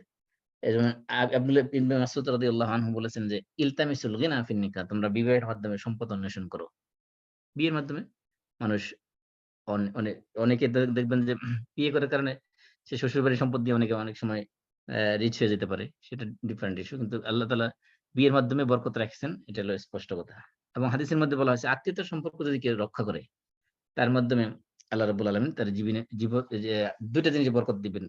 ২ টা জিনিস বাড়িয়ে দিবেন। একটা হলো তার হায়াত বাড়িয়ে দিবেন এবং তার জীবিকা বাড়িয়ে দিবেন। হায়াত বাড়িয়ে দেওয়ার মানে হলো আবার আকীদাগত বিষয় চলে আসলো। হায়াত বাড়িয়ে দেওয়ার মানে হলো তার অল্প হায়াতের ভিতরে অনেক কাজ করার তৌফিক তাকে দিবেন। আল্লাহ রাসূল বলছেন, "মান সাররাহু আন ইউবসাতা লাহু ফি রিজকিহি।" যে ব্যক্তি চায় তার রিজিক বৃদ্ধি পাক। ওয়া আন ইউনসা লাহু ফি আসারিহি এবং তার আয়ু বৃদ্ধি পাক। ফালিয়াসিল রাহিমা সে যেন আত্মীয়দের সাথে সুসম্পর্ক বজায় রাখে। এজন্য আত্মীয়তার সম্পর্ক রক্ষা করা এটাও রিজিক বৃদ্ধির অন্যতম একটা কারণ। আরেকটা হলো তালিবে ইলমকে যারা দ্বীনি ইলম শিক্ষা করতেছে তাদেরকে যদি কেউ সাহায্য করেন তার মাধ্যমে আল্লাহ বলেন তার রিজিক বৃদ্ধি করে দেবেন। একবার আনাস রাদিয়াল্লাহু বর্ণিত এক হাদিসের মধ্যে আসছে যে রাসূল সাল্লাল্লাহু আলাইহি ওয়াসাল্লামের যুগে ২ ভাই ছিল। তাদের মধ্যে একজন ছিল ইলম অর্জন করত, জ্ঞান শিক্ষা করত। আল্লাহ রাসূলের কাছ থেকে ইলম নিতে প্রতিদিন রাসূলের কাছে যাইত। আর আরেক ভাই ছিল সে জীবিকা অর্জনের জন্য কাজে ব্যস্ত থাকত। রাসূলের কাছে যাওয়ার সময় পেত না। তো যে ভাই মানে কাজ নিয়ে ব্যস্ত থাকতো সে ভাই একদিন রাসূলের কাছে এসে অভিযোগ করল যে, "আমার এই ভাই কোন কাজ-কাম করে না, কোন জীবিকা সন্ধান করে না। আপনার কাছে এসে জ্ঞান অর্জন করার জন্য এসে বসে থাকে।" তখন রাসূল সাল্লাল্লাহু আলাইহি ওয়াসাল্লাম বললেন, "হতে পারে।" তিনি বললেন কি? "লাআল্লাকা তুরযাকু বিহি।" যে হতে পারে তোমার এই ভাইয়ের কারণে তোমাকে জীবিকা দেওয়া হচ্ছে, তোমাকে রিজিক দেওয়া হচ্ছে। অর্থাৎ ওই ভাইকে যে তুমি সাহায্য করতেছো, এই সাহায্যের কারণেই আল্লাহ হয়তো তোমার রিজিকের মধ্যে বরকত দিয়ে দিচ্ছেন, রিজিক তোমাকে দিয়ে দিচ্ছেন, বাড়ায় দিচ্ছেন। এজন্য তালেবে ইলমকে সাহায্য করতে পারার মাধ্যমে রিজিক বৃদ্ধি পায় এবং গরিব দুঃখীদের হেল্প করা। যে হাদিসের মধ্যে আছে মুসআব ইবনে সাদ রাদিয়াল্লাহু তাআলা আনহু থেকে বর্ণিত হাদিস। সাদ রাদিয়াল্লাহু মনে করতেন যে গরিব ও দুর্বলদের উপর তার মর্যাদা আছে। সেজন্য রাসূল সাল্লাল্লাহু আলাইহি ওয়াসাল্লাম তাকে বললেন যে, "তোমাদের মধ্যে আর্থিকভাবে দুর্বলদের কারণে তোমরা সাহায্য ও রিজিক প্রাপ্ত হয়ে থাকো।" কারণ অনেক সময় মনে করে যে আমরা অভাবী আমার অমুক আত্মীয় অভাবী তাকে আমি হেল্প করতেছি, আমার ভাইকে লেখাপড়ায় সাহায্য করতেছি, বোনকে টাকা পয়সা দিতেছি, আমার মাকে টাকা পয়সা দিতেছি, বাপকে টাকা পয়সা দিতেছি। অনেককে আমি অনেক কিছু করে ফেলতেছি। তাদের উপর আমি এহসান করতেছি, অনুগ্রহ করতেছি। আল্লাহ রাসূল বলছে যে, "না, এগুলো এহসান অনুগ্রহের বিষয় না। হাল তুনসারুনা ওয়া তুরযাকুনা ইল্লা বিদুআফাইকুম।" বলেছে যে তোমাদের দুর্বল লোকগুলো যাদের আর্থিকভাবে অসচ্ছল, তাদেরকে যে তোমরা হেল্প করতেছো, সেই হেল্প করার কারণেই আল্লাহ রাব্বুল আলামিন তোমাদেরকে রিজিক দিচ্ছেন। তোমাদেরকে রিজিক বাড়ায় দিচ্ছেন। এজন্য গরিবদেরকে, অসহায়দেরকে, দুর্বলদেরকে হেল্প করা, এর মাধ্যমে আল্লাহ রাব্বুল আলামিন রিজিকের মধ্যে বরকত বাড়িয়ে দেন। আর সবচেয়ে গুরুত্বপূর্ণ যে জিনিস, সেটা হলো সুন্নাতুল্লাহর মাধ্যমে রিজিক তালাশ করা। সুন্নাতুল্লাহর মধ্যে রিজিক তালাশ করা মানে কি? আল্লাহর একটা রিজিক দেওয়ার সুন্নাত আছে। সেই সুন্নাতটা কি? কাজ করা। কাজ করতে হবে। আপনার যতটুকু সাধ্যের ভিতরে আছে, আপনার যতটুকু ক্যাপাসিটির ভিতরে আছে, আপনার সমস্ত ক্যাপাসিটি, স্কিল যা কিছু আছে, সবকিছু ব্যয় করার মাধ্যমে আল্লাহর রাস্তায় যদি আপনি রিজিক অন্বেষণ করার জন্য বেরিয়ে যান, আল্লাহ রাব্বুল আলামিন অবশ্যই আপনার রিজিকের মধ্যে বরকত দিবেন। আরেকটা জিনিস হলো আমলে সালেহ। যত ধরনের নেক কাজ আছে সেগুলো করা। আল্লাহ রাব্বুল আলামিন কোরআনের মধ্যে ওয়াদা করেছেন, মান আমিলা সালিহান মিন যাকারিন আও উনসা। তোমাদের মধ্যে যারা নেককার পুরুষ এবং নেককার মহিলা যারা আছে, তারা যদি কি করে? আমলে সালেহ করে। মুমিন পুরুষ এবং মুমিন মহিলা তারা যদি কি করে? নেক আমল করে, আমলে সালেহ করে, তাহলে কি করবে আল্লাহ তাআলা? ফালানুহিয়্যান্নাহু হায়াতান তাইয়্যিবা। আমি তাদেরকে পবিত্র রিজিক দান করব। পবিত্র জীবন দান করব। মানে কি? তাদেরকে উত্তম রিজিক জীবিকা জীবনযাপন তাদেরকে দান করব। উত্তম জীবনযাপনের মধ্যে শুধুমাত্র তাদের ঈমানদার আমলে সালেহের মধ্যে সীমাবদ্ধ না। তাদেরকে আল্লাহ তাআলা ঈমানের স্বাদ দিবেন। আল্লাহর সান্নিধ্যের মাধুর্যতা লাভ করার তৌফিক দিবেন। মানসিক এবং আত্মিক প্রশান্তি তাদেরকে দান করবেন। এবং ধারণাতীত সোর্স থেকে তাদেরকে রিজিকের ব্যবস্থা করে দিবেন। তাদেরকে সবচেয়ে বেশি গুরুত্বপূর্ণ যেটা তাদের দুনিয়ার জীবনে তাদের অন্তরের মধ্যে প্রশস্ততা দিবেন, অন্তরের মধ্যে ধনাঢ্যতা দিবেন, অন্তরের মধ্যে কখনো সে অভাব ফিল করবে না। এই পবিত্র জীবনের মধ্যে এর অনেক কিছু শামিল আছে। এজন্য পবিত্র জীবন পাইতে হলে আমলে সালেহ বৃদ্ধি করতে হবে। কোরআন তেলাওয়াতের মাধ্যমে আল্লাহ রাব্বুল আলামিন রিজিক বৃদ্ধি করে দেন। আল্লাহ রাসূল বলেছেন, ইনাল বাইতা লা ইয়াত্তাসিউ আলা আহলিহি ওয়া তাহদিরুহুল মালায়েকা ওয়া তাহজুরুহু শায়াতিন ওয়া ইউকসিরুল খাইরাহু আন ইউকরা ফিহিল কুরআন। যে আল্লাহ রাসূল বলেছেন, যে ঘরে কোরআন পড়া হয় সে ঘর গৃহস্থদের জন্য প্রশস্ত করে দেওয়া হয়। প্রশস্ত করে দেওয়া হয় মানে কি? সেই ঘরে বরকত বৃদ্ধি পায় এবং সেই ঘরে ফেরেশতারা প্রবেশ করেন এবং শয়তানরা সেই ঘর ছেড়ে চলে যায় এবং সেই ঘরের কল্যাণ বৃদ্ধি পায়। এটা রাসূলের হাদিস। এইজন্য ঘরের মধ্যে যদি ঘর আপনার যত বড় ঘর হোক না কেন, অনেকে আছে দেখবেন যে অনেক বিশাল বড় বাড়ি নিয়ে আছে কিন্তু তার মনের মধ্যে শান্তি নাই। মনটা মনে হচ্ছে যেন ঘরটাই যেন তার জন্য কবর। এই যে মনের ভিতরে যে প্রশান্তি, মানসিক যে শান্তি এবং প্রশস্ততা, এটা আল্লাহ রাব্বুল আলামিন দিবেন যদি কোরআনের সাথে সম্পর্ক রাখে, কোরআন পড়ে। কারণ কোরআন পড়লে সেই ঘরের মধ্যে প্রশস্ততা আসবে, ঘরের মধ্যে ফেরেশতারা প্রবেশ করবে, শয়তান এই ঘর ছেড়ে পলায়ন করবে এবং এই ঘরের মধ্যে বরকত বৃদ্ধি পাবে। কোরআন তেলাওয়াত একটা গুরুত্বপূর্ণ আমল। ঘরের মধ্যে সবসময় কোরআন তেলাওয়াত অব্যাহত রাখা। বিশেষ করে প্রতিদিন ফজরের পরে কিছু সময় হলেও আপনি ঘরের মধ্যে কোরআন তেলাওয়াত অব্যাহত রাখবেন। তাহলে ঘর থেকে আপনার শয়তান পলায়ে যাবে এবং সে ঘরের মধ্যে আল্লাহ তাআলা বরকত দিবেন। এরকম অনেক আমল আছে যেগুলোর মাধ্যমে আল্লাহ তাআলা রিজিক বৃদ্ধি করে দেন। আর এগুলো হলো আনুগত্যের কাজ, যেগুলো তখন বললাম। এগুলোর মাধ্যমে আল্লাহ রাব্বুল আলামিন রিজিক বৃদ্ধি করেন। আর রিজিক কমিয়ে দেন কোন কাজের মাধ্যমে? সেটা হলো গুনার কাজ। আল্লাহ তাআলা যে নিয়ামতগুলো দিয়েছেন সেগুলো যদি আল্লাহ নাফরমানি কাজে বান্দা খরচ করে, সেগুলোর মাধ্যমে আল্লাহ তাআলা হায়াতান তাদেরকে দনকা ওমান আ'রাদা আন যিকরি ফাইন্না লাহু মাঈশাতান দনকা, তাদের জীবনকে সংকীর্ণ করে দিবেন। টাকা-পয়সা অনেক কিছু আছে কিন্তু ভোগ করতে পারবে না। ভোগ করলে সে শান্তি পাবে না। তার মানসিক অশান্তি, স্ট্রেস, একসময় দেখা যাবে সে আত্মহত্যা করতে মনে চাবে। মনে হবে দুনিয়াটা আমার জন্য জাহান্নাম হয়ে গেছে। আমি দুনিয়াতে মরে গেলেই বাঁচি। এজন্য মাঈশাতান দনকা পাবে যদি সে আল্লাহর ইবাদত থেকে নিজেকে ডিটাচ করে রাখে, নিজেকে আল্লাহর disobedient বান্দা হিসেবে নিজেকে প্রমাণ করে, তাহলে সে রিজিকের তো স্বাদ পাবেই না, মজা তো পাবেই না। বরং দুনিয়ার জীবন তার জন্য সংকীর্ণ করে দেওয়া হবে। আল্লাহ রাব্বুল আলামিন আমাদের সবাইকে আ উত্তম রিজিক, হালাল রিজিক, পবিত্র রিজিক অর্জন করার এবং আল্লাহর দ্বীনের পথে অবিচল থাকার তৌফিক দান করুন। আমার আমিন। কোন প্রশ্ন আছে? প্রশ্ন নাই মনে হয়। না, আমার নাসির ভাই, একটা জি বলেন। হ্যাঁ, বলেন রিয়াজ ভাই বলেন। আচ্ছা, না, আমার প্রশ্নটা ছিল যে ধরেন আমরা তো এখানে যারা আছি আমার মনে হয় সবাই দেশের বাইরে আসছি। তো হিজরতের কথা যেটা বললেন, তো আমাদের তখন কি নিয়ত ছিল? অনেকে এক একজন এক এক নিয়তে আসছি, বাট এখন যদি নিয়ত করি যে আচ্ছা ঠিক আছে আমি দিনের পথে থাকবো এই জন্য আমি আসলাম, এটা কি হয় এরকম? বা মানে তাহলে কি আমরা হিজরতের ভিতরে পড়বো ওই ডেফিনিশনে? অবশ্যই আপনার নিয়তের কারণে আল্লাহ তাআলা সওয়াব দিবেন এবং আল্লাহ রাসূল যে ওয়াদা করেছেন, মানে আল্লাহ তাআলা যে ওয়াদা করেছেন মুরাগামান কাসীরা ওয়া সা, সেটাও পাবেন ইনশাআল্লাহ, আশা করা যায়। আরেকটা হলো যে হিজরতের কারণে যে সম্পদ বৃদ্ধি পায় এটা তো আপনার বাস্তবে প্রমাণ দেখতেই আছেন। আপনার আপনার যারা এখন কানাডাতে আছেন আর আপনার মানে সহপাঠী বা কলিগ যারা দেশে পড়ে আছে, তাদের আয় ইনকাম আর আপনার ইনকাম ক্যালকুলেশন করে দেখেন, অবশ্যই বেনিফিশিয়াল ডিফারেন্স এখানে আছে। জি, এটা আমরা বাস্তবে দেখতে পাচ্ছি। ডিফারেন্স আছে, এটা বোঝাই যাচ্ছে। জি মাসুম ভাই, আমার একটা প্রশ্ন ছিল যে আপনি বলছেন যে তওবা তওবা আর ইস্তেগফার, এই দুটোর মধ্যে পার্থক্যটা কি আসলে? ইস্তেগফার মানে আস্তাগফিরুল্লাহ, মানে আল্লাহ তোমার কাছে আমি ক্ষমা চাচ্ছি, তোমার কাছে গুনাহ থেকে মাফ চাচ্ছি, এটা হলো জি। ইস্তেগফার। আর তওবাটা, তওবা এবং ইস্তেগফার দুটো পাশাপাশি, কিন্তু তওবাটা হলো, ইস্তেগফার হলো ইন জেনারেল, আর তওবা হলো স্পেসিফিক। স্পেসিফিক মানে তওবার জন্য কিছু কন্ডিশন আছে, এগুলো মিট করতে হবে। আর ইস্তেগফারের জন্য কোনো কন্ডিশন নাই, আপনি আস্তাগফিরুল্লাহ আস্তাগফিরুল্লাহ পড়লেই হয়ে গেল, এটা তাসবিহের মতো। আচ্ছা। আর তওবা করতে হলে কিছু কন্ডিশন মিট করতে হবে, সেক্ষেত্রে মূল কন্ডিশন হলো তিনটা। এর সাথে যদি আপনার আল্লাহর হকের সাথে সম্পৃক্ত হয় তাহলে তিনটা, আর যদি বান্দার হকের সাথে সম্পৃক্ত হয় তাহলে শর্ত হলো চারটা। আল্লাহর আচ্ছা। হকের সাথে সম্পৃক্ত কন্ডিশন তিনটা হলো, এক নম্বর হলো আপনি যেই কাজ থেকে তওবা করতেছেন সেই কাজ ছেড়ে দিতে হবে। মনে করেন ফর এক্সাম্পল, আপনি নামাজ জামাত আদায় করেন না, এটা একটা আপনার কাছে গুনার কাজ। এখন এটা থেকে আপনি তওবা করতেছেন, এখান থেকে আজকে থেকেই জামাত জামাত শুরু করে দিতে হবে। আপনি জামাতে কাজাও এটানো হবেন না, আবার তওবাও করবেন, দুইটা একসাথে হবে না। মানে যেই কাজ থেকে আপনি তওবা করুন, মনে করেন যে একজন মিথ্যা কথা থেকে তওবা করতেছে, যেদিন থেকে সে তওবা করবে সেদিন থেকে তার মিথ্যা কথা ছেড়ে দিতে হবে। মিথ্যা কথা চালিয়ে যাবে আবার তওবাও করবে, দুইটা একসাথে হবে না। প্রথম কন্ডিশন হলো যে যেই কাজ থেকে তওবা করবে সেই কাজটা তাকে ছেড়ে দিতে হবে, এক নম্বর কন্ডিশন।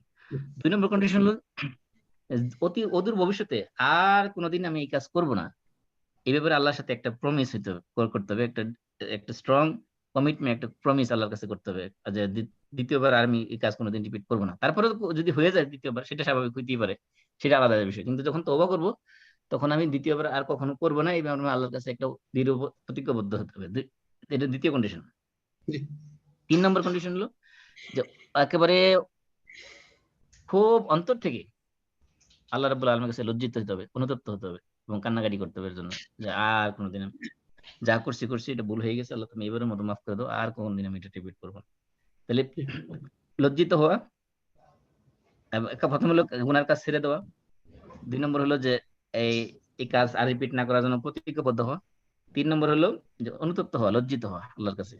এই তিনটা হলো জেনারেল কন্ডিশন। আরেকটা কন্ডিশন হলো যদি বান্দার হক নষ্ট করে থেকে তওবা করে থাকি, মনে করেন কারো একজন টাকা মেরে খেয়ে ফেলছি, তাহলে ওই ব্যক্তির হক আদায় করে দিতে হবে, আদায় করে দেওয়ার পরে তওবা করতে হবে। আগের যে তিনটা কন্ডিশন আছে সেই তিনটা তো থাকবেই, তার সাথে আরেকটা কন্ডিশন হলো যে বান্দার হক থাকলে তার হকটা আদায় করে দিয়ে তারপরে তওবা করতে হবে। তার হক আমি খাইবো আবার তওবাও করবো, একসাথে দুইটা হবে না। এই চারটা হলো তওবার কন্ডিশন। তাহলে তওবা আর ইস্তেগফারের মধ্যে মৌলিক পার্থক্য হলো ইস্তেগফারের জন্য কোনো কন্ডিশন নাই, এটা যে কোনো সময় আল্লাহর কাছে আস্তাগফিরুল্লাহ আস্তাগফিরুল্লাহ তাজির মতো পড়লেই হয়ে গেল। আর তওবার জন্য নিয়ম হলো যে চারটা বা তিনটা বা চারটা কন্ডিশন মিট করে আপনাকে তওবা করতে হবে। জাযাকাল্লাহ খাইরান, সুন্দর উত্তর হয়েছে, আলহামদুলিল্লাহ। জি, আর কোনো প্রশ্ন? মাসুম ভাই, আসসালামু আলাইকুম। ওয়ালাইকুম আসসালাম ওয়া রাহমাতুল্লাহ। যে আমার একটা ইন জেনারেল প্রশ্ন, সেটা হলো যে আমরা যারা মানে সন্তান যে উত্তম কাজ বা আমল করবে, সেটা কি বাবা মা অটোমেটিক্যালি পাবে, নাকি আমাদের এটা বলতে হবে যে আল্লাহ এটা সওয়াব আমার বাবা মাকে দিয়ে দাও, দাদা দাদুকে দিয়ে দাও, নাকি বাই ডিফল্ট পাবে? এখানে দুই ধরনের কাজ আছে। এক নম্বর হলো যে সন্তান হলো পিতামাতার জন্য দেখি 10টা। আহ, এটা সন্তান হলো প্রথম কথা হলো সন্তান একটা রিজিক। আমি গত আলোচনায় বলেছি সন্তান হলো কি একটা রিজিকের মধ্যে অন্তর্ভুক্ত। এই যে সন্তান যা করবে, সন্তান ভালো কাজ করলে সেগুলোর সব আল্লাহ সেগুলোর যা যা বাবা মা পাবে, প্রতিদান পাবে। এবং সন্তান যদি বাবা মার জন্য স্পেসিফিক কোনো আমল করে, যেমন মনে করেন যে আপনি বাবা মার নামে $100 দান করলেন একটা মসজিদে, বা কোন এতিম মিসকিনকে দান করলেন, যে কোনো বাবা মার নামে যে কোনো দান খয়রাত করলেন, সেগুলোতে তারা বেনিফিটেড হবে, মৃত্যুর পরেও তারা বেনিফিট হবে। এটার জন্য আল্লাহর কাছে আলাদা করে দোয়া করে বলা হবে না, বলা দরকার নাই যে তুমি এটা সব বাবার কবরে পৌঁছে দিও। বরং বাবা মার নামে করলে আপনার যে মনের মধ্যে ইন্টেনশন থাকে যে আমি বাবা মার নামে করলাম, মনে ফর এক্সাম্পল আপনি এই রমজানে 3 খতম কোরআন পড়লেন, আপনি মনে মনে নিয়ত করলেন যে আমি এই এক খতম আমার বাবার নামে বাবা মার উদ্দেশ্যে পড়লাম, তাহলে এই এক খতমের সওয়াব তারা পেতে পারে পিতামাতা হিসেবে। এর জন্য আল্লাহ আপনি নিজেরও দোয়া করে তাদেরকে পৌঁছাইতে হবে না, বা হুজুর ডাইকে আইনা বাসায় আইনা দাওয়াত দিয়ে দোয়া করে পৌঁছাইতে হবে না, কারণ আপনি যখন নিয়ত করছেন তখন থেকে এটা সব পৌঁছে গেছে। এই জন্য যেমন কিছু আছে যে আপনার নিয়ত করলে সাথে সাথে পৌঁছে যাবে, ওই কাজ করার সাথে সাথে সব পৌঁছে যাবে। আর কিছু আছে যেমন আপনার এই দোয়া করতে হবে। দোয়া করতে হবে মানে কি, মনে করেন কিছু আবাদত আপনার আছে, এটা বাবা মার উদ্দেশ্যে করলেন না, করলেন আপনি নিজের উদ্দেশ্যেই, কিন্তু এখন আপনি চাচ্ছেন যে আমি এখানকে আমার সওয়াবগুলো বাবার নামে দিতে চাই। সেই ক্ষেত্রে আপনি দোয়া করতে হবে আল্লাহর কাছে। কিন্তু এমন যদি হয় যে না আপনি কিছু কাজ করার আগেই নিয়ত করছেন যে বাবা-মার উদ্দেশ্যে করলাম। তাইলে এটার জন্য আলাদা করে নিয়ত করতে আলাদা কোনো দোয়া করতে হবে না। আলাদা কোনো ইয়ে কিছু করতে হবে না। কারণ আপনি যখন ইন্টেনশন করছেন তখন থেকে এটা বাবা-মার নামেই হয়ে গেছে। মাসুমাই রিলেটেড একটা জিনিস যে আমরা দোয়া ধরেন আমরা কোরআন শরীফ খতম করলাম, আর আমরা বলি না যেটা বকশিয়া করে দিলাম বাবা মার নামে। সো এই যে একটা হলো যে আপনি বললেন যে উদ্দেশ্যে পড়া, আর একটা হলো যে পড়ে বকশিয়া করলাম, মানে এরকম কিছু কি হয় নাকি না মানে নিয়তটাই আসল? না যে আপনার আমি নিয়তটাই আসল। যেমন মনে করেন আপনি নিয়ত করলেন যে আমি এই রমজানে ২ খতম কোরআন পড়বো, একটা আমার জন্য পড়বো, একটা আমার বাবার নামে পড়বো। বাবা-মার আচ্ছা, উদ্দেশ্যে পড়বো। তাই ওই সময় যখন আপনি নিয়ত করছেন তখন থেকেই আপনার ১ খতমের সওয়াব আপনি পাবেন, এক খতমের সওয়াব বাবার নামে পাবেন। এটা আলাদা করে বক্সানোর কোনো কিছু নাই। তারপরে আপনি যখন সাধারণ নিয়ম হলো যে আমরা যখন কোরআন খতম করি তখন আমরা আল্লাহর কাছে দোয়া করি। দোয়ার মধ্যে উল্লেখ করতে পারেন, কোনো সমস্যা নেই। কিন্তু উল্লেখ করলেই সব পচবে, না করলে পচবে না, বিষয়টা এমন না। আপনি যখন নিয়ত করেছেন ইন্নামাল আমালু বিন্নিয়াত, প্রত্যেক কাজের প্রতি নিয়তের উপর নির্ভরশীল। নিয়ত হলো গুরুত্বপূর্ণ এখানে। এবং দানের ক্ষেত্রেও একই কথা। হ্যাঁ, দানের ক্ষেত্রে একটা আপনার বাবা-মার নামে যখন দান করবেন তখনই সওয়াব হয়ে যাবে। এমন যদি হুজুর যে বলে যে অমুকের বাবা-মার নামে দান করেছে তাদেরকে জান্নাতে ফেরদৌসে পৌঁছায় দিও। এরকম হুজুর বললেই যে পৌঁছবে বিষয়টা এমন না। আপনি নিয়ত বাবা-মার নামে দিয়ে দান করছেন মানেই এটা পৌঁছে গেছে তাদের জন্য। নিয়তটা হলো বড়। জাযাকাল্লাহ খাইর। আসসালামু আলাইকুম। ওয়ালাইকুম মাসুম ভাই, আমার আসসালাম। একটা কোশ্চেন ছিল একটু, ওই যে লেকচারের শুরুতে যেটা বলতেছিলেন যে ৩ সময় নামাজ পড়াটা সঠিক না, আপনার ওই যে সূর্যাস্ত, তারপর ঠিক মাথার পরে সূর্য, আর সূর্য যখন উঠে। তো আমরা যখন দেখি ধরেন মসজিদে বিশেষ করে মাগরিবের ঠিক আগে হয়তো ৩-৪ মিনিট বা তার কম সময় থাকে, অনেকে এসে ওই দুখলুর মসজিদ ২ রাকাত পড়ে বা এরকম হয়তো অন্য নামাজ মানে পড়ার জন্য দাঁড়িয়ে যায়। এটা তখন সে মানে কি করবে বা আসলে কি করা উচিত? মানে মানে তখন তো তাহিয়াতুল শান্তি মসজিদ হচ্ছে। যেটাকে তাহিয়াতুল মসজিদের ব্যাপারে জি, আপনি যখন নিষিদ্ধ অক্তে যদি কেউ মসজিদে প্রবেশ করে জি, সেক্ষেত্রে তাহিয়াতুল মসজিদ পড়বে কিনা? এটাই তো প্রশ্ন, তাই না? জি, জি, জি, জি, হুম। এই ক্ষেত্রে বিষয় হলো ২ টা। এখানে ২ টা মতই আছে। একটা হলো যে আপনি যদি নিষিদ্ধ সময়ে মসজিদে প্রবেশ করেন সেই ক্ষেত্রে আপনি নামাজ পড়লেন না। ওই সময় নামাজ না পড়ে অন্য কোনো ইবাদত করলেন। আপনার ১০ মিনিট, এটা সময়টা ১০ থেকে ১৫ মিনিট সর্বোচ্চ। এই ১০-১৫ মিনিট আপনি কোরআন তেলাওয়াত করতে পারেন, দাঁড়ায় জিকির আজকার করতে পারেন। তারপরে আপনি নামাজ পড়ে বসলেন। এটা একটা হতে পারে। আরেকটা হলো যে যদি আপনি ওই সময় প্রবেশ করেন, কারো মতে যে ওই সময় প্রবেশ করলেও ওই সময় সে নামাজ পড়তে পারবে। এটাও একটা মত আছে। আচ্ছা। তাহলে ২ টাই করা যাবে আরকি। যদি ধরেন হ্যাঁ, আমার যদি হাতে আপনার জি, অ্যা উত্তম হলো যেহেতু নিষিদ্ধ অক্ত না পড়াই উত্তম ওই সময়। না পড়ে উত্তম। তবে ওকে। না পড়েই আপনি বসে যাবেন না। যেহেতু না তাহিয়াতুল মসজিদ হলো বসার আগে পড়তে হবে। সেজন্য জি, আপনি ওই সময় দাঁড়ায় কিছু আমল করতে পারেন। তারপরে যখন সময় নিষিদ্ধ সময় শেষ হয়ে গেল তখন আপনি তাহিয়াতুল মসজিদ পড়লেন, অন্যান্য ইবাদত করলেন, সমস্যা নাই। হুম, আর যদি আপনি ওই সময়েও পড়তে চান তাহলে করতে পারবেন। এটা জায়েজ আছে। কারণ হলো তাহিয়াতুল মসজিদ হলো প্রবেশের সাথে সম্পৃক্ত। আচ্ছা। জি, জাযাকাল্লাহ খাইর। আসসালামু আলাইকুম। ওকে। ওকে, তাহলে আমরা কাফারাতুল মাজলিস পড়ি। সুবহানাকাল্লাহুম্মা ওয়া বিহামদিক আশহাদু আল্লা ইলাহা ইল্লা লা আনতা ইলাহা ইল্লা আনতা আস্তাগফিরুকা ওয়া আতুবু ইলাইক। আস্তাগফিরুকা ওয়া আতুবু ইলাইক। আসসালামু আলাইকুম ওয়া রাহমাতুল্লাহি ওয়া ওয়া বারাকাতুহু। আলাইকুম আসসালাম ওয়া ওয়া আলাইকুম রাহমাতুল্লাহি আসসালাম ওয়া ওয়া রাহমাতুল্লাহি বারাকাতুহু। ওয়া বারাকাতুহু।